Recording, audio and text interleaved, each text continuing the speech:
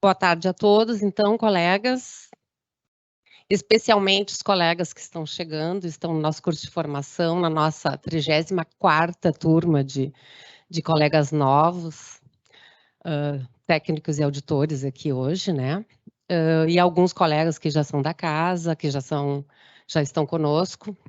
É com muita satisfação, né, que a gente traz um pouco dessa fala para apresentar, né, aos servidores da Cefaz e colaboradores os nossos secretários. A nossa secretária hoje, infelizmente, não vai poder estar novamente conosco, porque ela está com uma agenda muito cheia, assim, para defender muitas das nossas causas, né, em Brasília e em vários locais.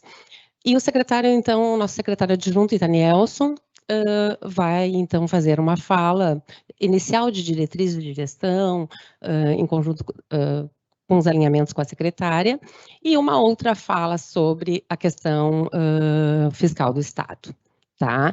Então, o secretário fez questão de vir estar presencialmente, por isso que o curso de vocês é online, e mesmo assim a gente quis, então, ter este momento presencial para poder ter essa conexão, ter essa conversa.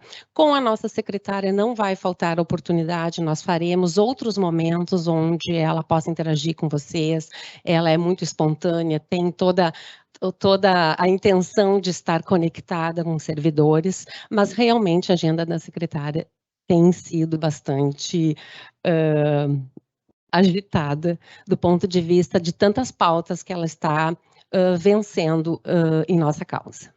Tá? Então, a todos, eu sou a Adriana, né? Há muito tempo trabalhando na área de gestão de pessoas, hoje dirijo o departamento de administração. Então, estamos de coração e portas abertas a todos vocês, tanto os servidores que estão chegando, como os que já estão na casa e colaboradores, tá? Uma boa palestra, uma boa conversa, então, passo a palavra ao secretário Danielson. Obrigado, Adriana. Assim, não teve ninguém para ter coragem de ficar na primeira fila, né? Mas tudo bem, eu entendo. Primeiro eu queria dar parabéns a vocês por estarem assumindo um cargo aqui na Secretaria de Fazenda, que eu sou de carreira do Tesouro Nacional, né, lá na União. A Priscila é de carreira da parte de gestão lá da União, e a gente veio agora em janeiro. Viemos com a missão de tentar ajudar o Estado. Eu vou trazer aqui para vocês o tamanho do desafio fiscal que o Estado tem e que, se for olhar com um pouco mais de cuidado, boa parte dele, na verdade, está atrelado diretamente ao relacionamento com a União. Eu acho que a nossa participação, a gente passou, desde 2015, os estados estão em crise, a gente estava do lado do Tesouro Nacional ajudando a gerenciar essa crise, tentando criar soluções. Agora a gente veio para o lado de cá do balcão para a gente tentar, do lado de cá, construir com a União as próximas soluções que, como eu vou mostrar aqui, a gente ainda vai precisar, não só do ICMS, a gente tem um problema no ICMS que está aos trancos e barrancos sendo endereçado, mas a gente tem outras questões graves que vão depender da União, como precatórios e próprio regime de recuperação fiscal, as condições financeiras dele. Mas isso aí que eu vou trazer aqui daqui a pouco na apresentação. Essa apresentação, na verdade, a gente fez ela umas 2 semanas atrás. A ideia é apresentar os resultados fiscais do Estado em 2022. Então, aqui ainda não tem nada prospectivo, mas a gente dá para entender bastante qual é a situação que a gente tem se deparado nos últimos meses e vai permanecer ainda muita incerteza para os próximos, pelo menos 4, 5 meses.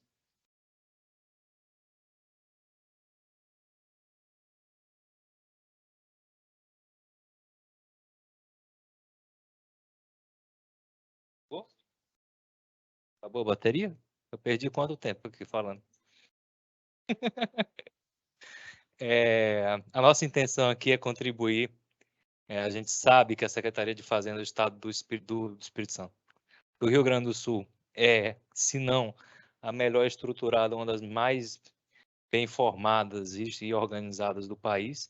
Até por isso que a gente topou esse desafio, porque a gente sabe que a situação financeira é delicada, mas a equipe técnica, a gente tinha certeza, a gente se relacionou aqui com o Estado desde 2017 diretamente, na época em que o Estado começou a querer aderir ao regime de recuperação fiscal. A gente veio aqui umas 2 ou 3 vezes fazer missões e levantamos um monte de dados, conversamos com um monte de gente. O próprio Ademir aqui, a gente já discutiu coisa de dívida há alguns anos atrás. Então, a gente teve essa interface muito forte com o Estado. A ideia nossa aqui é aproveitar da experiência que a gente tem lá, dos vieses que a gente construiu, das relações que a gente construiu, para tentar trazer algumas inovações, de repente, aqui para a Secretaria de Fazenda e poder contribuir com o tempo que a gente vai ficar aqui, a dar mais estrutura ainda, colocar ela na ponta de referência, acho que nacional, em termos de gestão fazendária. Feita essa abertura, eu não vou falar muito da Priscila, mas eu garanto que ela é uma pessoa muito amável. Então, vocês vão ter a oportunidade de lidar com ela, e espontânea. Então, eu sei que é minha chefe, mas é uma pessoa bastante especial e tecnicamente muito preparada. Ela não conseguiu participar hoje, mas eu sei que ela marcou em algum momento para se apresentar a vocês.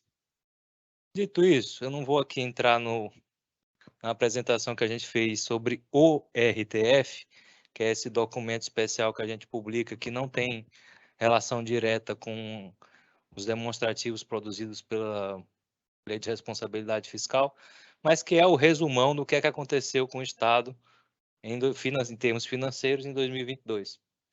O que a gente tem é um resultado orçamentário, receita menos despesa, positivo. E aí tem uma explicação importante que eu vou dizer daqui a pouco, como cargas d'água, um Estado que está em regime de recuperação fiscal consegue ter mais receita do que despesa, tem explicação para isso, não é bruxaria. A gente também conseguiu avançar muito na parte de regularização de restos a pagar do Estado. A gente, que eu digo, modo de falar, porque não fiz nada nisso, foi o Marco e o Leonardo.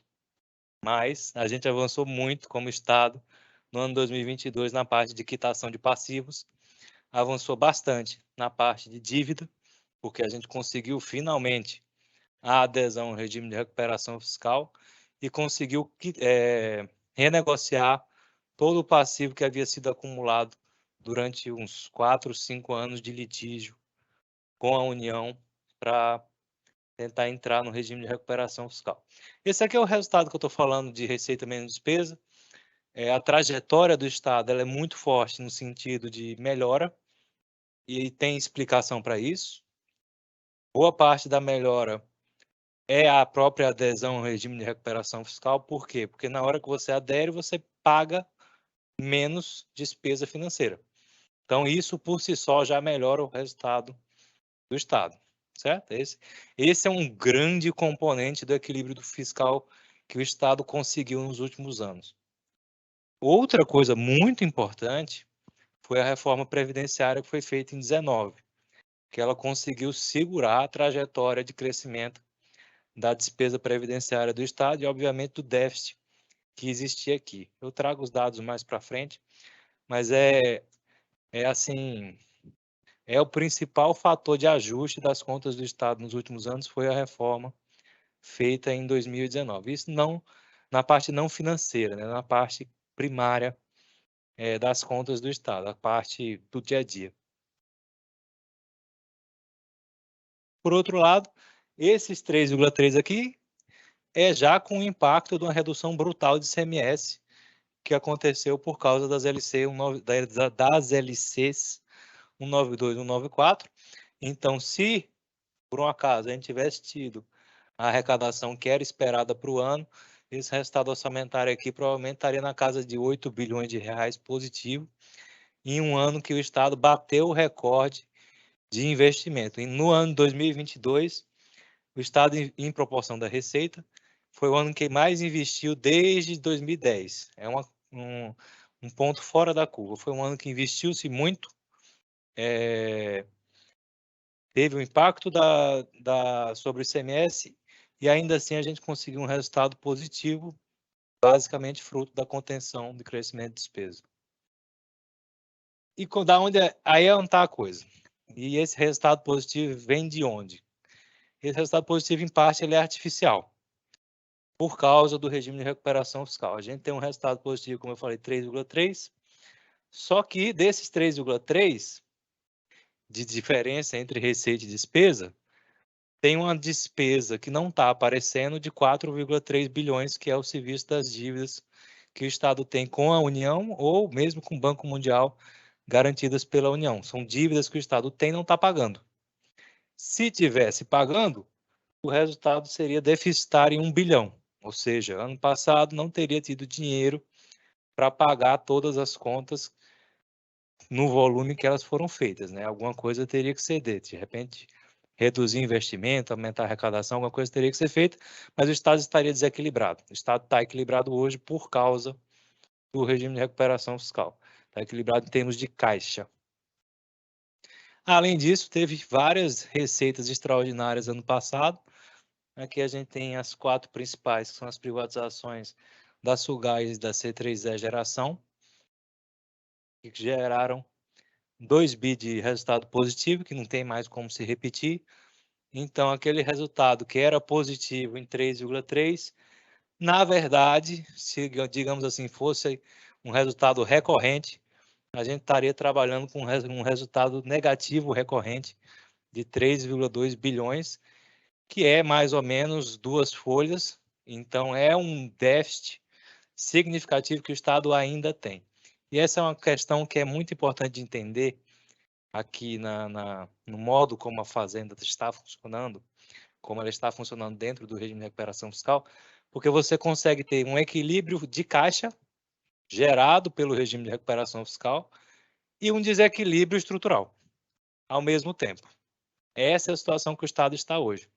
O conceito do regime de recuperação fiscal é que esse desequilíbrio estrutural ele vai diminuindo ao longo do tempo até que ele suma. E aí, o equilíbrio de caixa que existe hoje, de forma artificial, ele passa a ser natural do Estado lá no longo prazo. No caso aqui, eu acho que o prazo previsto para o Estado era até 2028. Até 2028 teria desequilíbrio, até o momento em que ele conseguiria gerar poupança suficiente para pagar as dívidas no fluxo normal delas. Então, o regime de recuperação fiscal é essencial para entender como que o Estado está pagando suas contas hoje. Além disso, eu não vou entrar aqui nos resultados primários, porque eu acho que eu vou passar muito tempo, e a mensagem principal que eu queria passar não é essa, é da importância do regime, é dos impactos das leis complementares que alteraram o ICMS, e é o impacto da reforma da Previdência feita em 2019. Isso aqui é a trajetória do déficit previdenciário do Estado. Aqui é valores nominais, valores correntes.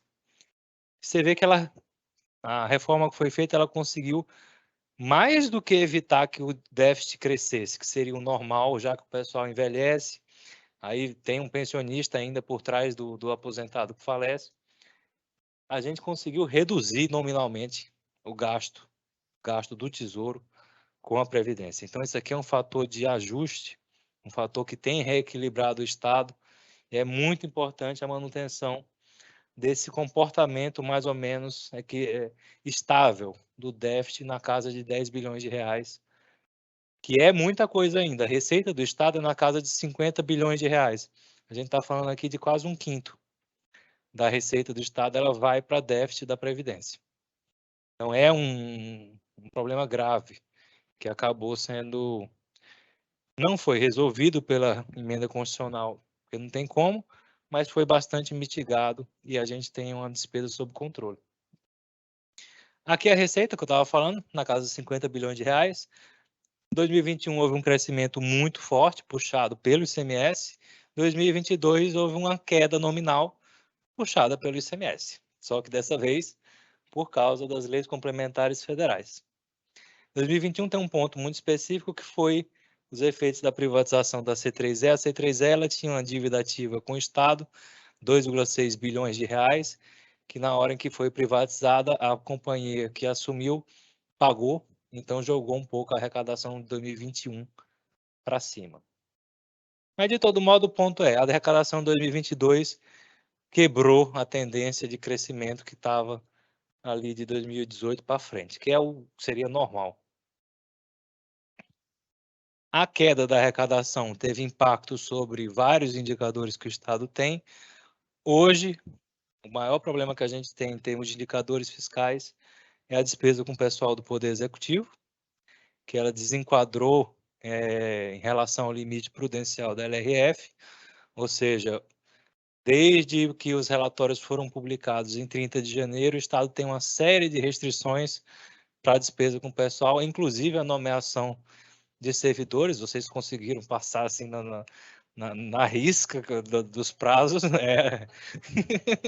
A gente conseguiu achar uma janelinha para encaixar vocês, mas nesse momento não pode mais nomear ninguém, a não ser reposição da educação, segurança e saúde. E a tendência é que isso aí piore nos próximos quadrimestres, tanto porque houve uma série de reajustes que estão ainda começando a impactar a folha, inclusive agora o da educação, mas também ainda tem impacto da LC 192 e 194, que não entrou, não afetou ainda esse indicador, porque ele é apurado em 12 meses. Os 4 primeiros meses do ano passado, que teve uma arrecadação muito forte, ainda estão na base. Então, quando trouxer os 4 primeiros meses deste ano, esse indicador vai subir mais ainda, o Estado vai desenquadrar de vez no limite da despesa com o pessoal da LRF. E aí a gente tem uma série de medidas que a gente precisa fazer para trazer de volta esse indicador para um patamar estável.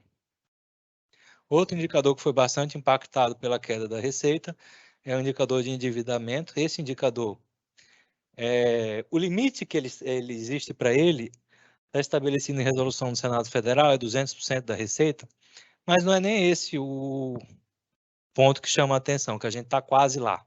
Foi quase ali, 199,33%. O limite era 200%. O ponto é, além do estado do Rio Grande do Sul, só tem mais 2 estados com um nível de endividamento nesse patamar. A gente estava falando de Rio de Janeiro e Minas Gerais. Nenhum outro estado tem mais do que 150%. Quem tem na casa de 150% é o estado de São Paulo, o resto está todo abaixo de 100% da receita. Então, a gente tem 4 estados com muita dívida, grosso dessa dívida com a União, e o resto dos estados tem um endividamento relativamente baixo. Isso explica, em boa medida, o modo como eles se comportam nas negociações com a União, inclusive relativas a ICMS. Mas isso aí é a economia política dos estados. A gente tem 3 que têm muita dívida e que estão muito preocupados com isso. Aquilo ali cresceu, 2 motivos, queda de receita e aumento da taxa Selic.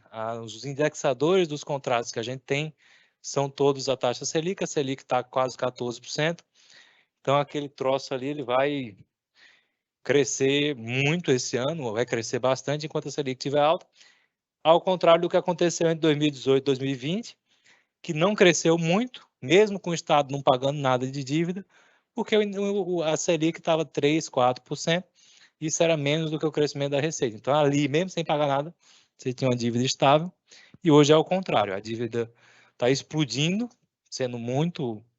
tem um indexador muito alto, e a receita está crescendo um pouco. Então, aquele comportamento ali a gente deve manter nos próximos anos, e aí cria uma pergunta de quão sustentável é aquela dívida.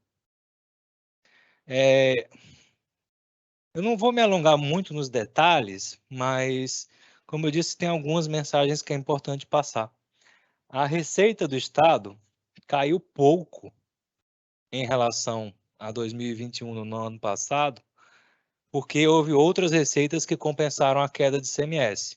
Por exemplo, receitas de FPE, que a União está arrecadando muito imposto de renda e IPI, então o Estado consegue arrecadar bastante desse tipo de cota-parte, conseguiu compensar uma parte da perda de ICMS, teve as receitas das privatizações, teve receita de concessão, então na bolota, receitas, a gente não teve uma grande queda, mas, como está mostrando aqui, na receita tributária, a gente teve uma queda significativa, nominal, não é nem real aquilo ali, e ainda assim porque dentro da receita de tributos ali tem um crescimento do IPVA que é significativo. Aqui é o nosso grande, é a joia da coroa, né, do Estado, é o ICMS. O comportamento que ele teve ano passado foi de uma queda de 8% para 43 bilhões de reais. No começo do ano a gente esperava que fosse alcançar 48, então foi uma queda de 5 bi. O IPVA, como eu disse, surpreendeu para cima e compensou um pouquinho essa perda que a gente teve do ICMS. Essa queda de ICMS, a linha vermelha ali é o ICMS mensal 2022, a linha amarela ICMS mensal do ano anterior. Aquele salto ali de julho é o que eu falei da C3E, no momento em que ela foi privatizada e quitou a dívida ativa, você teve uma arrecadação extraordinária de ICMS que jogou aquela curva ali para cima. Mas, de todo modo, o que se observa é que em todos os meses de 2022, a arrecadação foi menor do que no ano anterior, isso em termos nominais. Ou seja, as leis complementares 192 e 194, que alteraram significativamente tanto a base de cálculo da energia elétrica quanto as alíquotas de telecomunicações, energia elétrica e combustíveis, impactaram bastante a nossa arrecadação, e isso só no segundo semestre. Esses efeitos ainda estão repercutindo agora no começo desse ano. E é essa aí que é a nossa briga nesse momento, é a briga deste mês com a União, que é sobre a compensação. Aí nos próximos meses a gente vai ter outras, mas a briga deste mês é que a União compense essa queda que a gente experimentou. Em termos de despesa, a gente teve uma redução da despesa, e aí não é bem uma redução de despesa de verdade, é uma redução de despesa puxada pela adesão do Estado ao regime. Porque o que é que acontecia? Até o momento da adesão do Estado ao regime, o Estado empenhava e liquidava as despesas com o serviço de dívida, não pagava porque estava amparado numa decisão liminar do STF. Na hora em que a gente aderiu ao regime, todo esse montante que foi acumulado de despesas não pagas, inscritas em restos a pagar, todo esse montante perdeu sentido. Então, você diminuiu a despesa do Estado, que é o que eu falei lá dos 4 bilhões que a gente economizou em serviço de dívida. Então, a despesa efetiva, que é a despesa global do Estado, conseguiu cair no ano passado. Aqui está aberto mais ou menos de uma forma que dá para ver de onde vem essa queda. Como eu falei, é juros que sumiu e é dentro de despesa de capital, amortizações. É serviço da dívida que reduziu. Serviço da dívida, no caso, por causa da adesão ao regime de recuperação fiscal. As demais despesas cresceram, pessoal em linha com a inflação, o que é uma boa notícia, porque indica uma certa estabilidade. ODC cresceu significativamente, e quem cresceu mais, na verdade, foi a despesa de investimento, só que não está aberta aí dentro da despesa de capital. Mas é o que eu falei. Como ano passado foi de recorde de investimento, é esperado que a gente tivesse um comportamento da despesa de capital menos brusco. Aqui é o que eu falei de investimento, 4 bilhões de reais de investimento. A média histórica era 1 bilhão. Ano passado o Estado conseguiu investir 4. Então foi um esforço que foi feito nos anos anteriores de acumular recursos em caixa para poder financiar esses investimentos. E aí, ano passado, a gente conseguiu, especialmente por meio do Avançar, aumentar fortemente a aplicação de recursos do Estado em investimento. Esse ano a gente vai ter que dar uma enxugada nisso por causa da queda de arrecadação, mas o objetivo é tentar subir novamente o patamar de investimento para que o Estado se torne mais competitivo.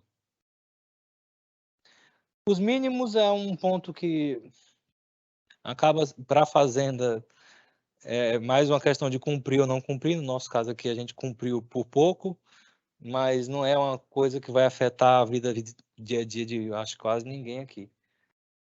Espero eu. Aí agora a última parte da apresentação, falei dos ingressos, das receitas, das despesas, e agora dos passivos que a gente tem. O nível de passivo que a gente tem está ali 93,8 bilhões de reais.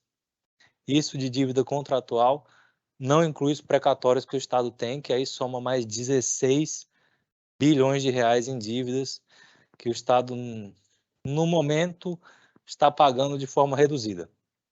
Então, a gente tem um saldo gigantesco em comparação com a RCL, que é de 50 bilhões de reais, é o que eu falei, dá os 200%.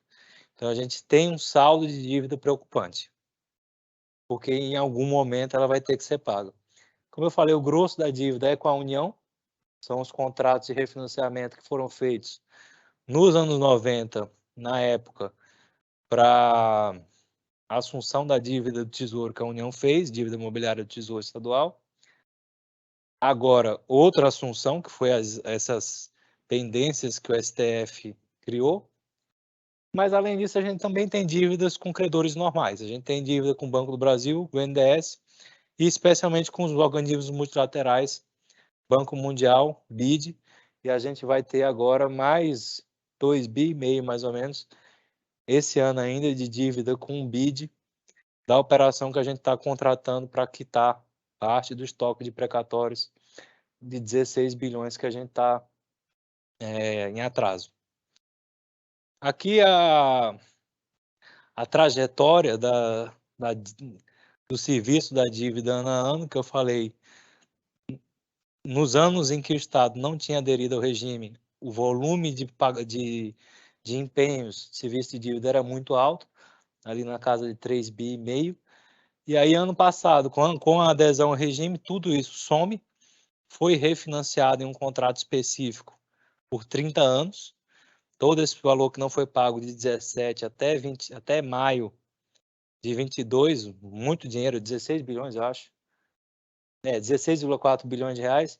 Todo esse montante aí foi refinanciado em 30 anos junto à União. Tudo que foi. E aí a gente conseguiu cancelar esses restos a pagar. Isso é um dos motivos pelo qual a gente tem uma melhora em vários dos indicadores do Estado. E o último componente importante que a gente tem em termos de finanças do Estado do Rio Grande do Sul, que essa semana deu uma piorada, porque a gente perdeu uma ação que a gente tinha no STF que minimizava nosso pagamento de precatórios, é o precatório. Precatório é o quê? Precatório é quando algum juiz decide definitivamente alguma ação, vai lá, comunica a Fazenda que você tem que pagar. Aí a Fazenda pega aquilo ali e normalmente não consegue pagar, e aí fica acumulado lá 30 anos sem pagar. O saldo atual é 16 bilhões de reais e meio. Esse saldo, obviamente, ele é afetado por novas ações que vão chegando e pela correção das ações antigas. Então, a gente tem um saldo muito grande. Existe uma emenda constitucional, a 109, que estabelece que o Estado tem até 2029 para quitar isso aí. Então, a gente teria 5 ou 6 anos para quitar 16 bilhões de reais em precatórios. Então, é um esforço fiscal da ordem de 2 bilhões de reais e meio. Hoje, o Estado paga 800 milhões de reais por ano. Então, a gente tem aí já contratado um desafio fiscal significativo, em virtude dos estoques precatórios que o Estado tem. E também, pelo tamanho do problema, vai ser uma das questões que a gente vai ter que construir junto à União qual a solução para esse problema. Tem outros passivos aqui, mas aí acho que já dá para concluir a apresentação. Acho que deu para passar a imagem, as linhas gerais do que está acontecendo em termos da Fazenda do Estado. Como eu disse, as leis complementares atrapalharam muito as finanças do Estado. O regime de recuperação fiscal ajudou muito, mas agora a gente não consegue mais, sem alteração das leis que alteraram o ICMS. Ou seja, virou um nó. Sem as alterações da lei que alteraram esse semestre, a gente não consegue mais cumprir o regime de recuperação fiscal nos moldes originais em que ele estava. E, além disso, a gente tem essa questão dos precatórios, que a gente ainda tem um desafio gigantesco, como eu disse, para vencer com um prazo determinado até 2029. Eu não sei quanto tempo eu tenho. Tem 20 minutos. Se vocês tiverem alguma pergunta, não sei se vocês têm interesse em esclarecer algum ponto, alguma dúvida, alguma ansiedade. Não? Posso encerrar, então? Então, pessoal, sejam muito bem-vindos à Fazenda. Eu sei que vocês vão fazer umas carreiras que vão contribuir muito com o serviço público estadual. Eu espero que a gente consiga vencer esse tanto de problema que eu trouxe aqui. Espero não ter assustado ninguém, mas a gente vai trabalhar para tentar conseguir manter o Estado em equilíbrio fiscal nos próximos anos. Tá bom? Muito obrigado.